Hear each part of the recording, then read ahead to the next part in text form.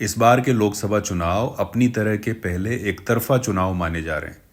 कोई चमत्कार हो जाए तो अलग बात है, लेकिन भाजपा और प्रधानमंत्री मोदी ने अपने काम और राम से देश में जो माहौल बनाया है, एवं दूसरी तरफ राहुल गांधी एंड पार्टी ने विपक्ष को जिस तरह से डुबाया है, उससे यह कयास लगाया जा रहा है कि ये एकतरफा चुनाव है।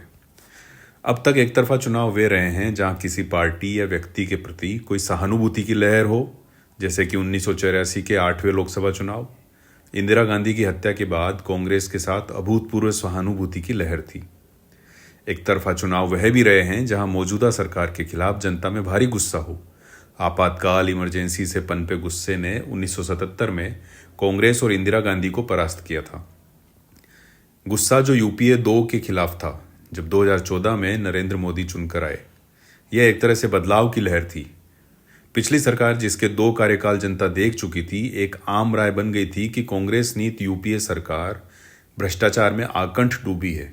एक शब्द आपको याद होगा, पॉलिसी पैरालिसिस। इस सरकार में नीतियों और काम को लकवा लग गया था। तीसरी बात, यूपीए के मंत्री भयानक अहंकार में डूबे थे।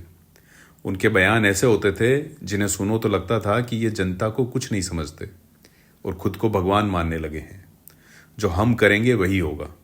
बस इसी भ्रष्टाचार, अहंकार और कामकाज में आ चुके ठहराव की वजह से विरोध की मौन लहर दौड़ पड़ी थी। इस दबे हुए विरोध को एक चेहरा मिला, नरेंद्र मोदी का। उनकी बातें, जुमले, बंधाई जा रही उम्मीदें आम आदमी की आंखों का सपना बन गई। अच्छे दिन आएंगे। इन अच्छे दिनों की बाट जोती जनता ने पलक पावड़े बिछाकर नरेंद्र दामोदर दास मोदी को प्रधानमंत्री चुन लिया। तो इस बार न गुस्सा है और न किसी तरह की कोई सहानुभूति, जैसे पिछले उदाहरणों में हमने देखा। फिर क्यों राजनीति के पंडित कह रहे हैं कि यह चुनाव एक तरफा है? इन कारणों में समझिए। पहला कारण, पहली बार लगा कि प्रधानमंत्री का पद क्या होता है। लोग कहते हैं कि हिंदुओं का ध्रुवीकरण और बाकी कारण प्रमुख हैं। मैं कहता हूं, मोदी ने परिवार के एक मजबूत, समर्थ, मुश्किल घड़ी में चीजें संभाल लेने और घर चलाने की सूझबूझ रखने वाले मुखिया की जो मजबूत छवि गढ़ी है, वह इतनी बड़ी बात है कि अन्य सभी कारण इससे सीधे लिंक हैं। मनमोहन सिंह को पीएम देखने के बाद लोगों की धारणा बनी होगी कि प्रधानमंत्री का पद एक लो प्रोफाइल, पर्दे के पीछे काम करने वाले कुछ ब्यूरोक्रेटिक व्यक्ति की भूमिका जैसा है। प्रधानमंत्री मोदी अपने काम और तौर तरीकों से छा गए। छोटी बड़ी हर चीज को इवेंट बनाना, श्रेय लेना, मैं पर जोर देना, मैंने तय किया है, मैंने ऐसा किया है, मैं यह नहीं होने दूंगा, मेरा परिवार इत्यादि। जैसे टीएन शेषन आए तो समझ में आया कि चुनाव आयोग कितनी मजबूत, स्वतंत्र, संवैधानिक संस्था है। यह और बात है कि अब इस संस्था के स्वतंत्र होने पर संदेह जताया जा रहा है। तो यह व्यक्ति पर निर्भर करता है कि वह अपने पद को कितना आगे ले जाता है, उस पद को कैसे परिभाषित करता है। मोदी ने प्रधानमंत्री के पद को अपनी तरह से परिभाषित किया है। जैसे इंदिरा गांधी ने खुद को परिवार की एक ताकतवर मुखिया की तरह लोगों के दिलो दिमाग में बिठाया था।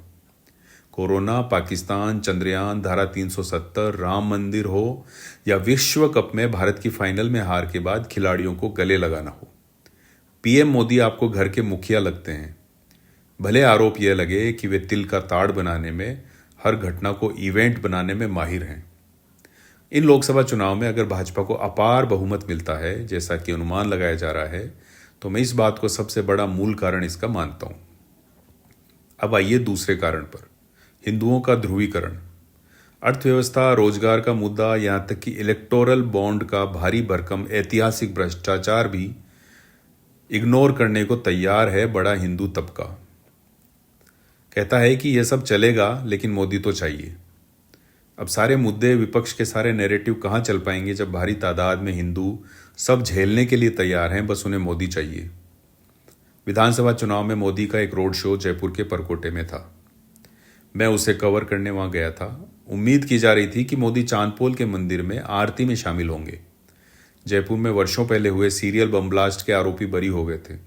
लगा मोदी बम ब्लास्ट वाली जगह पर जाएंगे, पीड़ितों से मिलेंगे, कोई ना कोई सांकेतिक काम ऐसा करेंगे जिससे ध्रुवीकरण और ज्यादा हो सके। मोदी ने ऐसा कोई काम नहीं किया। आश्चर्य हो सकता था, लेकिन मुझे नहीं हुआ।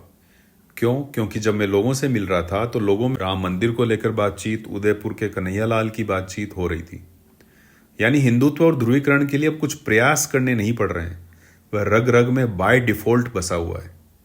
24 घंटे चलने वाली व्हाट्सएप यूनिवर्सिटी बाकी काम कर ही देती है, और हमारे महान टीवी चैनल हैं ही।